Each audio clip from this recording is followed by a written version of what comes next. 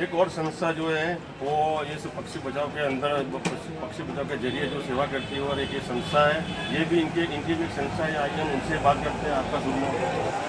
अरविंद भाई, national live में आपका स्वागत है। आप कितने सालों से ये काम करते हो? 5-6 साल से काम करते हैं। तो अभी तक आपने कितने पक्षियों की सेवाएँ की? तकरीबन 50-60 पक्षी आ गए हैं अभी और शाम तक आएंगे।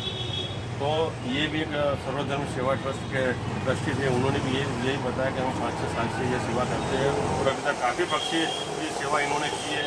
और इनका भी एक उनकी भी मन की भावना है कि ये जो हम काम करते हैं हमारा दृश्य हो, कोई दूसरी संस्था है बाजार में आए और ये काम करें, और ये एक सेवा का काम है इनका। इनकी भी काफ़ी अच्छी सोच है। कैमरा मैन उदा के साथ राजेश तोमर, नेशनल लाइव, अहमदाबाद, गुजरात।